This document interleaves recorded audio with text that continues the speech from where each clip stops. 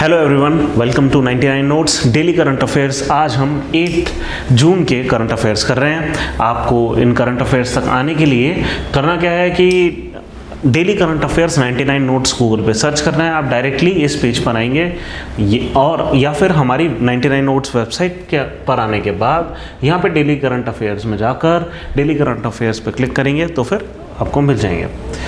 इसके अलावा आपको PIB, daily quiz, daily answer writing, editorial analysis और मंथली और ईयरली करंट अफेयर्स में मिलते हैं। चलिए करते हैं आज के current affairs. Fish kills spotlights pang of Periyar. देखिए, अब सबसे पहले आप समझिए पेरियार नदी कौन सी है। यहाँ पे केरल में अगस्तमलाई रेंज हैं, अनामलाई रेंज हैं, जहाँ पे अन्नामलाई रेंज है एकदम सदर्न मोस्ट टिप के आसपास। इन रेंजेस से ये पूरा वेस्टर्न घाट है, ये पूरा वेस्टर्न घाट है।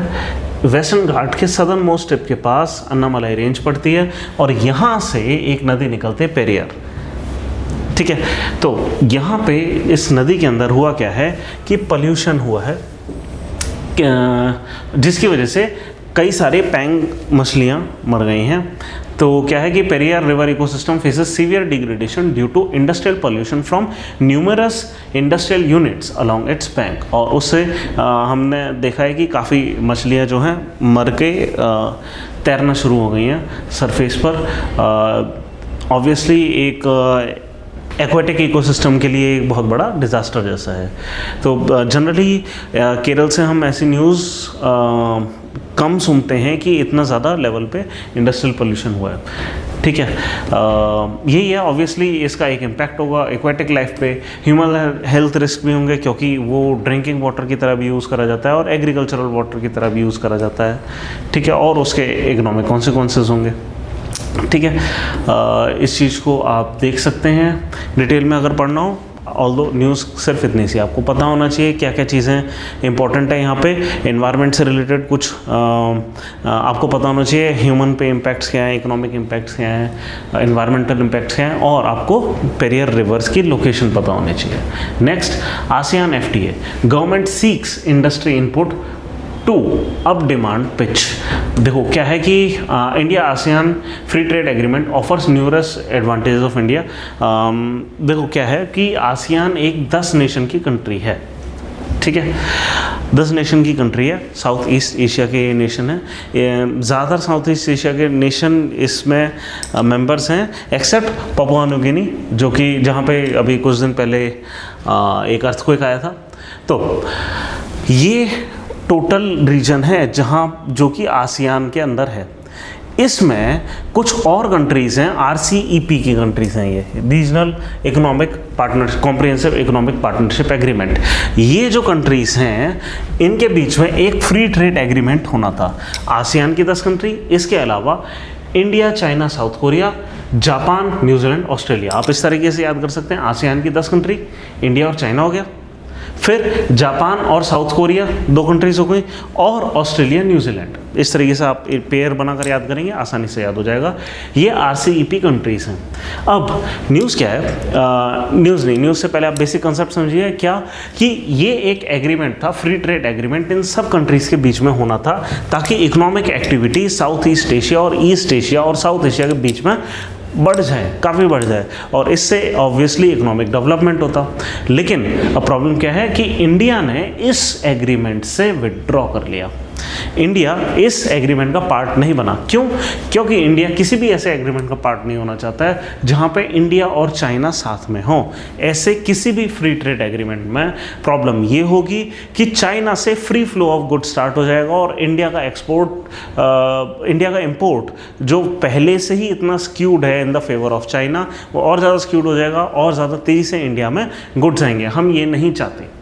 ठीक है, इसके अलावा जो साउथ ईस्ट एशियन रीजन है उनका एक ट्रांस पैसिफिक पार्टनरशिप एग्रीमेंट भी चल रहा है। ऑस्ट्रेलिया, न्यूजीलैंड, जापान के अलावा यहाँ मलेशिया, सिंगापुर, ब्रुनई और वियतनाम, ये एशियन एंड ऑस्ट्रेलियन कंट्रीज़ हैं। West of Pacific Ocean, east of Pacific Ocean में USA, Peru, Mexico, Chile and Canada. ठीक है, तो ये कंट्रीज़ के बीच में एक ट्रांस पैसिफिक पार्टनरशिप एग्रीमेंट हो रहा है। तो ये क्या है, इनको मेगा फ्री ट्रेड एग्रीमेंट्स बोला जाता है। कुछ होते हैं बायलैटरल फ्री ट्रेड एग्रीमेंट की दो ही पार्टी के बीच में, कुछ होते हैं मल्टीलेटरल एग्रीमेंट।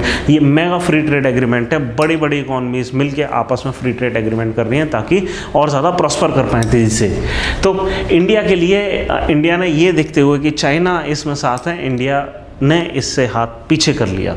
अब पॉइंट ये है कि कई सारे इंडस्ट्री पार्टनर्स ये कह रहे हैं कि इंडिया को एंगेज करना होगा, डिफेंसिव होकर नहीं खेलना है, अटैक करके खेलना है हमें। इस टाइप के एग्रीमेंट का हमें पार्ट होना चाहिए। तो इन includes enhance market access, economic growth opportunities, increased investment prospects, strategic partnerships in Asia Africa region, sectoral benefit across various industries and promote regional economic integration।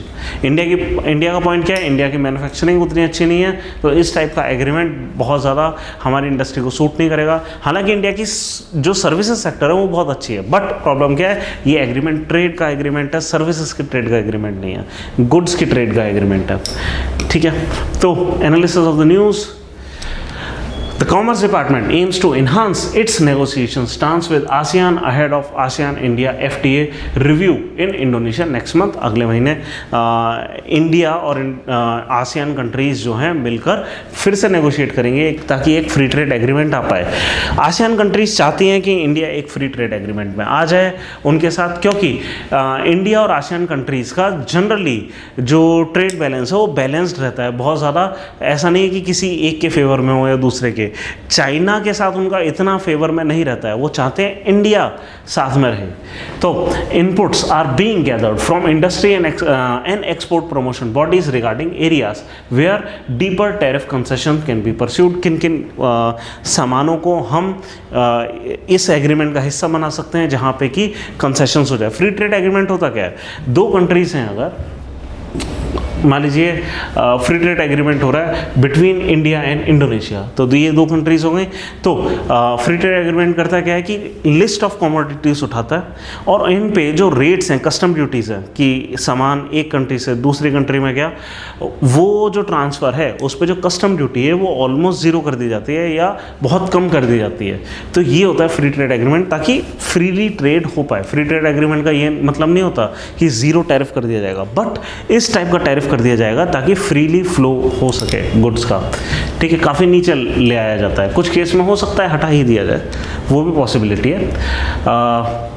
तो इंडिया, अब हम ये देख रहे हैं कि कौन से ऐसे आइटम्स हैं, एरियाज़, कौन से एरियाज़ हैं या आइटम्स हैं जहाँ पे हम ये कंसेशन कर सकते हैं। India seeks to address the disproportionate gains favouring ASEAN countries under the ASEAN India trade in goods agreement AIGTA। ये एक पहले से हमारा एक एग्रीमेंट है ट्रेड के ऊपर, जो कि आसियान कंट्रीज़ को ज़्यादा फेवर करता है, इंडियंस को कम फेवर करता है। तो trade deficit with ASEAN widen to $38 billion इन 2023-24, promoting India to push for greater market access. कि अब इंडिया को पुश करना चाहिए कि हमें और ज़्यादा मार्केट एक्सेस आसियान कंट्रीज़ में मिले, flexibility in rule of origin and resolution of non tariff barrier. तो आसियान कंट्रीज़ क्या हैं, 10 कंट्रीज़ होती हैं, वो हमने आपको दिखाई दिया, इसके अलावा और कुछ है नहीं। आगे चलते हैं। Human driven climate change intensifies severe heat wave in north and central India, reveals study। एक स्टडी करी है किसने, क्लाइमामीटर, एक यूरोपियन यूनियन फंडेड ऑर्गेनाइजेशन है, जिन्होंने ये कहा है, अपनी स्टडी में ये बताया है कि जो इंडिया में हीट वेव आ रही है वो कहाँ से आ रही है, ह्यूमन ड्रिवन क्लाइमेट चेंज की वजह से आ रही है। जो नॉर्थ और सेंट्रल इंडिया में इतनी सीवियर हीट वेव है, कुछ कुछ जगहों पे नॉर्मल से 9-10 डिग्री सेल्सियस ज़्यादा हो गया टेम्परेचर, तो ये बहुत ही सीवियर हीट वेव है। अब जब भी हम किसी चीज़ को ये कह देते हैं कि एट्रीब्यूट कर देते हैं किसी भी क्लाइमेट चेंज के इवेंट को to green house gas led global warming, इसको एट्रीब्यूशन साइंस कहते हैं। हम कितना, हमने ये मतलब 2-3 हफ्ते पहले ये चीज़ करंट अफेयर में कवर करी थी कि हम कितना किसी भी ग्लोबल क्लाइमेट चेंज इवेंट को एट्रीब्यूट कर सकते हैं ग्रीन हाउस गैस के एमिशन से। ये करना एक बहुत मुश्किल साइंस होती है, ये स्टडी करना बहुत मुश्किल होता है। इन्होंने ये एक स्टडी करी है, तो ये एक एट्रीब्यूशन साइंस का नमूना है, एक एग्जांपल है। तो इन्होंने एट्रीब्यूट करा है कि ये जितना भी चेंज हो रहा है वो इसकी वजह से हो रहा है। ऑब्वियस है, ये इंट्यूशन हमारा यही कहता है कि ऐसा ही है कि हाँ, हमने ग्रीन हाउस गैसेस का उत्सर्जन करा है और इसकी वजह से ग्रीन हाउस गैसेस ज़्यादा ट्रैप हो रही हैं और गर्मी ज़्यादा हो रही है। ये हमें ऑब्वियस लगता है, बट जब इस चीज़ को प्रूव करना होता है तो बहुत मुश्किल होता है इसको प्रूव करना साइंटिस्ट के लिए। तो रिकॉर्ड ब्रेकिंग टेम्परेचर्स हैं। More than 37 cities across north and central India recorded temperature exceeding 45 degree Celsius, triggering warnings for heat related illness. Delhi में कई इलाकों में 47 से 49 डिग्री सेल्सियस टेम्परेचर चला गया था। इनफैक्ट एक दिन ऐसा भी होता है कि 52 डिग्री सेल्सियस भी रिकॉर्ड करा गया था एक जगह। हालांकि उसको लोग मतलब मान नहीं रहे हैं, वेरीफाई नहीं हुआ है ठीक से कि वो 52 वाकई में रिकॉर्ड हुआ था कि नहीं, क्योंकि कुछ ज़्यादा ही आई है।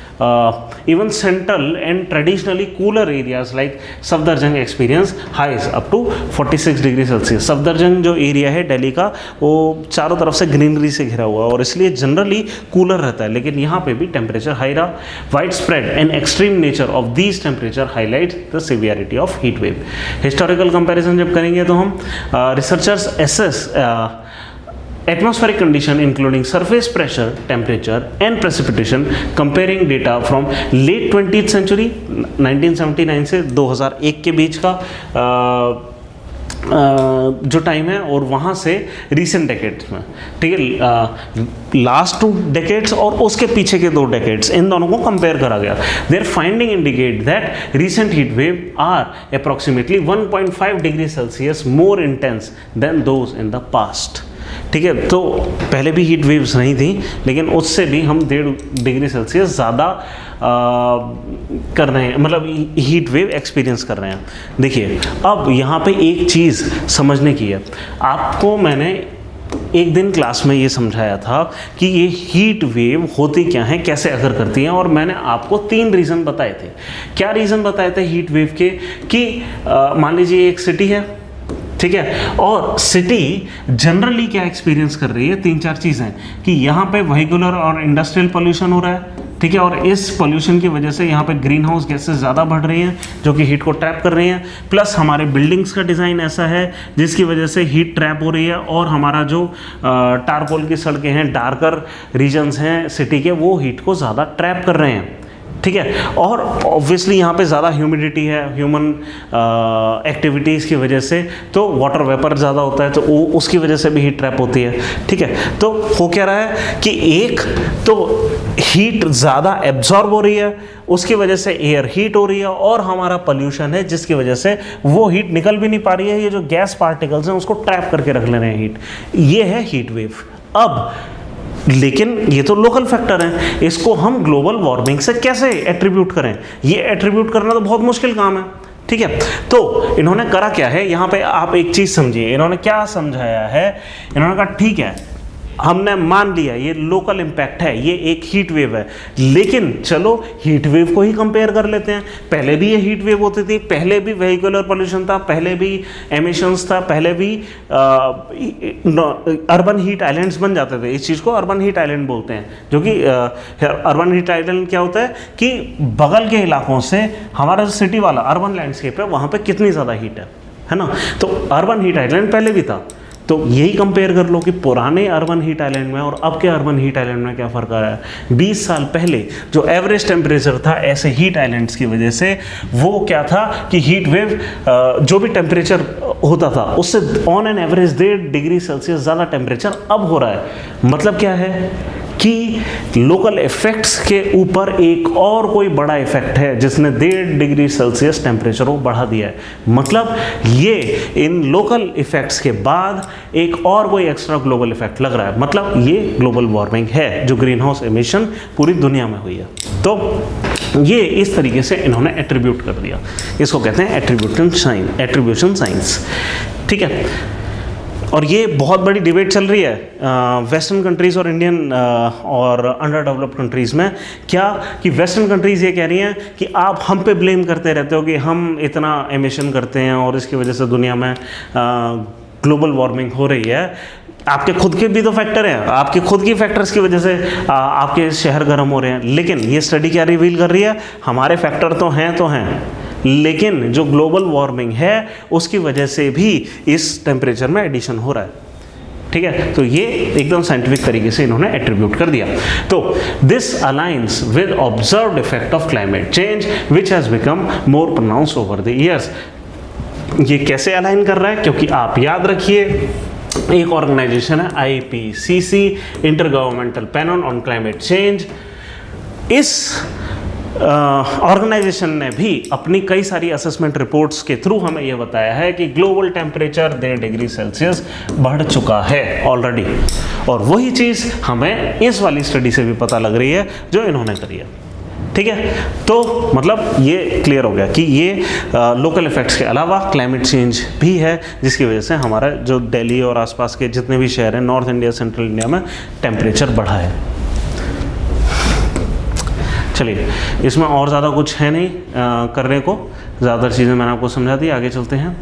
Indian households prioritize beverages and processed foods, varying state preferences highlights regional dietary trends.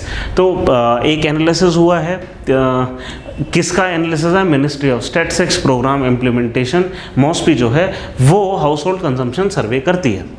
ठीक है, हाउस होल्ड कंजम्पशन एक्सपेंडिचर सर्वे, ठीक है, हर कुछ महीनों में करती है। और उससे हमें क्या पता लग रहा है कि 2022-23 रूरल इलाकों में भी क्या हम कंज्यूम कर रहे हैं और हमारे कंजम्पशन का पैटर्न क्या दिख रहा है, वो ये दिख रहा है हम सीरियल्स इतना कंज्यूम नहीं कर रहे हैं, मिल्क और मिल्क के प्रोडक्ट कंज्यूम नहीं कर रहे होते हैं, एग, फिश, मीट ये सब भी कम कंज्यूम कर रहे हैं। हम ज़्यादा क्या कंज्यूम कर रहे हैं, हम बेवरेजेस एंड प्रोसेस्ड फूड को कंज्यूम कर रहे हैं। हम काफ़ी ज़्यादा पैकेट बंद फूड को कंज्यूम कर रहे हैं। हमारा जो खर्चा है उसका जो प्रोपोर्शन है उस प्रोपोर्शन का एक बड़ा हिस्सा इसमें जा रहा है, बेवरेजेस में and processed food, packet food. तो कहने, और ये कहाँ का है, ये रूरल इलाके का है और इसमें अक्रॉस द स्पेक्ट्रम है। यहाँ पे हो सकता है आप ये कहें कि भाई उन स्टेट में ज़्यादा कंजम्पशन हो रहा है जो कि रिच स्टेट्स हैं, तो आप ये देख लीजिए कर्नाटक ऑब्वियसली रिच स्टेट है, लेकिन आसाम कौन सी रिच स्टेट है, यहाँ पे भी परसेंटेज वाइज ज़्यादा है। ऑब्वियसली बिहार में इनकम्स बहुत कम है तो कम परसेंटेज है जो कि बेवरेज का वो यूज़ कर रहे हैं। ठीक है, तमिलनाडु में इनकम लेवल ज़्यादा है तो वहाँ ज़्यादा यूज़ होगा। ठीक है, लेकिन अक्रॉस द स्पेक्ट्रम है कि हम देख रहे हैं कि बेवरेजेस एंड पैकेट फूड का और प्रोसेस्ड फूड का जो कंजम्पशन है वो ज़्यादा है। तो इस डेटा को आप कुछ कुछ जगहों पे यूज़ कर सकते हैं। कहाँ पे यूज़ कर सकते हैं, याद रखिए फूड प्रोसेसिंग हमारे जनरल स्टडीज़ 3 में इकोनॉमिक्स एंड एग्रीकल्चर जो टॉपिक हैं उनका हिस्सा है। तो वहाँ पे आप ये डेटा डाल सकते हैं कि इस पॉइंट ऑफ टाइम पे इंडियंस कंज्यूम कर रहे हैं processed food in terms of value. अपने टोटल कंजम्पशन का 20% हम पैकेज्ड प्रोसेस्ड बेवरेजेस इस टाइप के फूड में लगा रहे हैं। ठीक है, बस यही, बाकी आपको डिटेल में इन डेटास के जाने की ज़रूरत नहीं है, इतना डेप्थ में बहुत ज़्यादा कुछ पूछा नहीं जाता है। आगे चलते हैं। President invites Modi to form new government swearing in tomorrow. Obviously ये तो होना ही था। आप याद रखिएगा कि किस आर्टिकल के थ्रू ये काम होता है। प्रेसिडेंट जो है हमारे देश के एग्जीक्यूटिव का हेड होता है, बट वो जो हेड है without aid and advice of elected government सरकार को नहीं चला सकता, क्योंकि हम एक डेमोक्रेसी हैं और क्योंकि आर्टिकल 74 ऐसा कहता है कि सरकार एड एंड एडवाइस से चलेगी ऑफ काउंसिल ऑफ मिनिस्टर। और ये जो एड एंड एडवाइस है जो काउंसिल ऑफ मिनिस्टर देता है, ये जो काउंसिल ऑफ मिनिस्टर है ये हेडेड होगा बाय ए प्राइम मिनिस्टर। ठीक है, और प्राइम मिनिस्टर को कौन अपॉइंट करेगा, आर्टिकल 75 कहता है कि प्राइम मिनिस्टर को प्रेसिडेंट अपॉइंट करेगा। तो ये चीज़ हो गई कि उन्होंने बुला लिया। अब क्या वो किसी को भी अपॉइंट कर सकते हैं प्रेसिडेंट क्या किसी को भी प्राइम मिनिस्टर अपॉइंट कर सकते हैं? ऐसा नहीं है। एक्चुअली इसके बारे में कॉन्स्टिट्यूशन में कोई डिटेल नहीं दी गई है, लेकिन कई सारे केसेस में ऐसा हुआ है, जैसे कि SR बोमाई केस है जिसमें साफ साफ बोला गया है कि सरकार को कैसे इन्वाइट करा जाएगा। उन्होंने 3 स्टेप प्रोग्राम दिए। क्या, अगर कोई अलायंस है जिसके पास मेजॉरिटी आ गई है, प्री पोल अलायंस जिसके पास मेजॉरिटी आ गई है, उसको आप पहले इन्वाइट करेंगे। अगर प्री पोल अलायंस के पास किसी के पास मेजॉरिटी नहीं आई है तो सिंगल लार्जेस्ट पार्टी को इनवाइट करेंगे। अगर प्री पोल अलायंस और सिंगल लार्जेस्ट पार्टी के पास भी मेजॉरिटी नहीं बैठ रही है, इलेक्शन दोबारा नहीं कराना, नहीं, क्या करना है? फिर पोस्ट पोल अलायंसेस देखो, अगर कोई पोस्ट पोल अलायंस में या कोalition में ऐसा हो गया है कि एक मेजॉरिटी बन पा रही है, कुछ पार्टीज एंड ग्रुप्स आकर मिलकर सरकार बना पा रहे हैं, उनको इनवाइट करो। अगर वो भी पॉसिबल नहीं हो रहा है तो फिर केयर टेकर प्राइम मिनिस्टर कुछ टाइम के लिए अपॉइंट करके रखो और फिर से चुनाव कराने पड़ेंगे। यहाँ पे क्या हुआ है कि बेशक बीजेपी के पास कंप्लीट मेजॉरिटी नहीं है, बट एसआर बोमाई केस क्या कहता है कि आपको मेजॉरिटी किसकी सबसे पहले देखनी है? प्री पोल अलायंस की। तो प्री पोल अलायंस यानी कि एनडीए के पास उतनी बहुमत थी तो उनको इनवाइट कर लिया गया है। तो president Draupadi Murmu formally invited Narendra Modi to form his third consecutive government as prime minister following his election as the leader of NDA parliamentary party. तो एनडीए पार्लियामेंट्री पार्टी क्योंकि पार्लियामेंट के हिसाब से ये एनडीए है जो पार्टी है। हुआ क्या है कि एनडीए की कल सेंट्रल हॉल में बैठक हुई और उन्होंने यूनानिमसली प्रधानमंत्री चुन लिया या अपने दल का जो नेता है नरेंद्र मोदी को चुन लिया। ठीक है, तो इसलिए अब प्रेसिडेंट ने इनवाइट कर लिया है। President invites a leader to form government based on following order. सबसे पहले क्या? Leader of party or coalition with majority of seat in Lok Sabha. अगर वो भी नहीं है, no single party or coalition has clear majority, तो क्या करेंगे? इनवाइट करेंगे leader of largest party or coalition to demonstrate their ability to form a stable government. कि उनको इन्वाइट करा जाएगा। आपको प्राइम मिनिस्टर बनना है, हाँ बोल दिया तो आप बन जाओ प्राइम मिनिस्टर। 15 दिन का, मान लो 10 दिन का टाइम दे दिया, आप प्रूव करो अपनी मेजॉरिटी। ठीक है, अगर आप पार्टनर्स ला पा रहे हो। If no party or coalition is able to demonstrate majority support, president may explore other option, जैसे inviting a leader from minority government with outside support. कि भाई कोई माइनॉरिटी गवर्नमेंट बनाने को इच्छुक है, अगर वो दिखा देता है कि हाँ मेरे पास आउटसाइड सपोर्ट है, मैं किसी पार्टी को इन्वॉल्व तो नहीं कर रहा हूँ कोलिशन में, लेकिन आउटसाइड से कोई पार्टी मेरे को सपोर्ट कर रही है, हम सरकार बना सकते हैं, तो वो भी पॉसिबल है। अगर कोई भी पार्टी नहीं बना पा रही है, president may recommend dissolution of the Lok Sabha and call for fresh election. ठीक है, और ये सारी चीज़ें कहाँ से निकली हैं? एसआर बोमाई केस था। ठीक है, ये आप याद रखेंगे। RBI keeps repo rate unchanged, raises GDP forecast to 7.2%। तो RBI ने क्या करा है कि अपने रेपो रेट को कांस्टेंट रखा है। रेपो रेट क्या होती है ये आपको याद रहना चाहिए, समझ में आना चाहिए। क्या है रेपो रेट? हमारे देश में जो पूरा फाइनेंशियल सिस्टम है उसके सेंटर में है RBI। RBI क्या करता है? RBI is the banker of the banks. RBI पैसा देता है बैंक्स को। किस रेट पे देता है बैंक्स को वो पैसा? उसको कहते हैं हम रेपो रेट। ठीक है, और ये लोग फिर हम लोगों को पैसा देते हैं, इकॉनमी में पैसा इन्फ्यूज़ करते हैं। तो अगर RBI को हमें पैसा पहुंचाना है, मार्केट में पैसा पहुंचाना है, अगर मार्केट में पैसे की कमी हो गई है और ऐसा लग रहा है कि इकॉनमी उससे नुकसान में जा रही है, लोगों के जेब में पैसा नहीं है, तो RBI क्या करेगा? इस रेपो रेट को कर देगा कम, ताकि कम ब्याज दर में बैंक RBI से पैसा उठा पाए। तो पैसा नीचे आएगा बैंक के पास। जब बैंक के पास सस्ता पैसा आएगा तो वो सस्ता पैसा मार्केट में इन्फ्यूज़ करेंगे, हम लोगों को देंगे। तो हमें सस्ते में पैसा तब मिलेगा जब RBI रेपो रेट घटाए। अब जनरली ऐसा कब होता है? ऐसे ही नीड कब पड़ती है कि और सस्ते में पैसा दे दिया जाए? जब अनएम्प्लॉयमेंट रेट हाई हो, और अनएम्प्लॉयमेंट रेट एक्चुअली हाई है इस पॉइंट ऑफ टाइम पे, 8% से ऊपर है। CMIE का डेटा ये कह रहा है। सरकार के अपने आंकड़े हैं, वो कुछ और बता रहे हैं, बट ऐसा है। अब RBI क्या कह रहा है? RBI कह रहा है कि हमें टारगेट करना है 4% का इन्फ्लेशन रेट। ठीक है, और 4% का इन्फ्लेशन रेट है।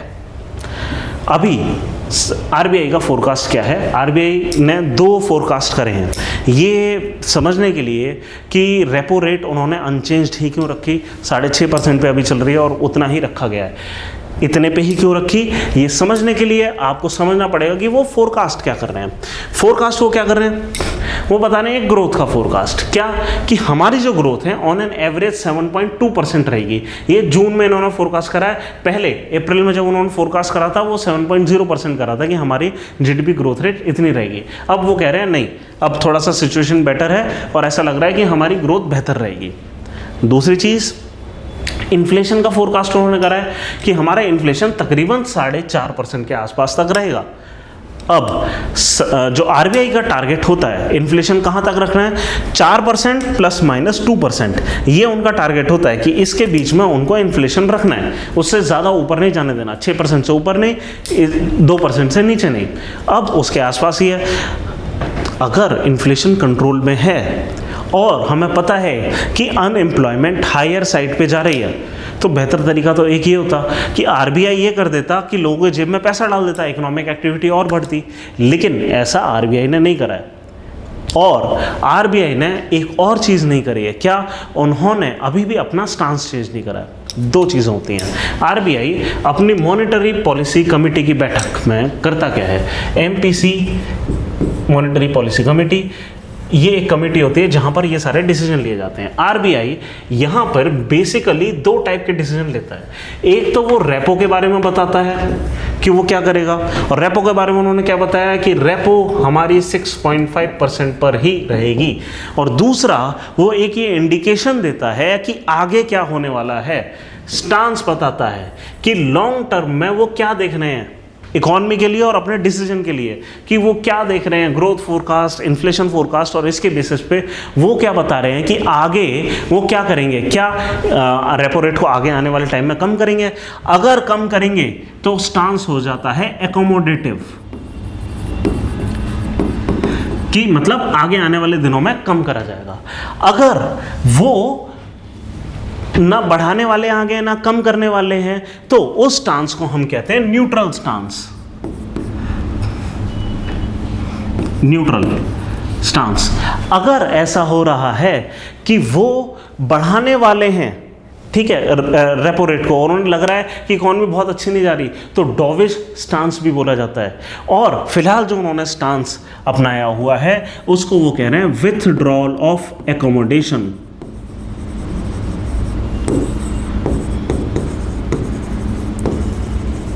अब विड्रॉल ऑफ एकोमोडेशन ये कैसा स्टांस है? देखिए, जब कोविड आया था एकदम से इकोनॉमी ठप पड़ गई थी, इसलिए लोगों की जेब में पैसा डालने के लिए आरबीआई ने क्या करा था, एकदम से स्लैश डाउन करे थे रेट, बहुत तेजी से रेटों को नीचे गिराया था। बट उससे हुआ ये, लोगों की जेब में कुछ ज़्यादा पैसा आ गया, लोगों ने कुछ ज़्यादा खर्च करना शुरू कर दिया। आपने देखा होगा स्टॉक मार्केट बस छप्पड़ फाड़ के ऊपर जाने में। जब ये चीज़ हुई तो एकदम से इन्फ्लेशन आ गया, और महंगाई किसको पसंद है, तो महंगाई कंट्रोल करना इनका काम भी है। 4% से 6% से ऊपर महंगाई जानी नहीं चाहिए, और उससे ऊपर चली गई थी, तो उन्होंने कंट्रोल करना शुरू करा, रेपो रेट को बढ़ाना शुरू करा। जब रेपो रेट को बढ़ाना शुरू करा, उन्होंने अपना स्टांस ले लिया विड्रॉल ऑफ अकोमोडेशन। जो इतना एकोमोडेट कर दिया है पैसा, उसको अब विड्रॉ करेंगे, ठीक है। तो विड्रॉल ऑफ अकोमोडेशन वाला स्टांस उन्होंने अडॉप्ट कर लिया था। उससे इन्फ्लेशन कंट्रोल में आ गई, 4% के आसपास आ गई। अब जब इन्फ्लेशन कंट्रोल में आ गई है, अब हमें लग रहा था कि जो स्टांस है उसको वो चेंज करके हो सकता है न्यूट्रल कर दें, बट ऐसा नहीं करा। अभी भी जो स्टांस है वो विड्रॉल ऑफ एकोमोडेशन स्टांस है। ये एक प्रॉब्लमेटिक सिचुएशन है, ठीक है। तो मॉनेटरी पॉलिसी कमेटी के अबाउट में ये है। तो क्या कह रहे हैं, मॉनेटरी पॉलिसी कमेटी ने क्या डिसाइड करा है, maintain repo rate at 6.5%, citing focus on battling inflation. कह रहे हैं कि अभी भी इन्फ्लेशन हाई है, हो सकता है और आगे हाई रहे। हमारी जो कोर इन्फ्लेशन है, कोर इन्फ्लेशन कौन सी होती है, फूड और फ्यूल को हटा दो तो इन्फ्लेशन है वो कंट्रोल में है, लेकिन फूड की इन्फ्लेशन अभी भी हाई है। फ्यूल की इन्फ्लेशन और हाई होने वाली है, क्यों, क्योंकि ओपेक मेंबर कंट्रीज ने, हमने कल ही पढ़ा था कि वो कह रहे हैं कि वो अपने जो रेट हैं ऑयल के वो बढ़ा देंगे। तो ये एक बहुत बड़ी प्रॉब्लम है, ठीक है। तो ये सारी चीज़ें हम जान चुके हैं, आगे चलते हैं। तो कहने का मतलब है ये एक सिचुएशन है, क्या इससे लॉन्ग टर्म इम्पैक्ट होने वाला है हमें नहीं पता। हो सकता है अनएम्प्लॉयमेंट और बढ़ जाए, हो सकता है कि स्लो डाउन हो जाए इकॉनमी में। चलिए, Modi unanimously elected NDA party leader in historic central hall. ये हमने अभी थोड़ी देर पढ़ा था कि सारे एनडीए पार्टनर्स मिले और उन्होंने मोदी जी को लीडर अपना इलेक्ट कर लिया है। वो शायद न्यूज़ हिंदू की थी, ये इंडियन एक्सप्रेस की होगी, इसलिए हम दोबारा कवर कर रहे थे। खैर, तो उसको छोड़ते हैं, एक नई न्यूज़ पर आते हैं। Japan protest armed Chinese vessels incursion near disputed Senkaku Diaoyu island. अब सेंकाकू आइलैंड है क्या?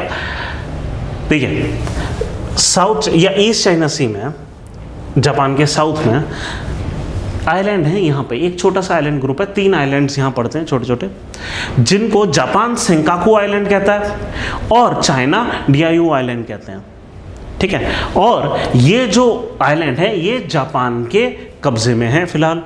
उन्होंने वर्ल्ड वॉर 2 के समय इन पे कब्जा कर लिया था और तब से अब तक इनका ही कब्जा है।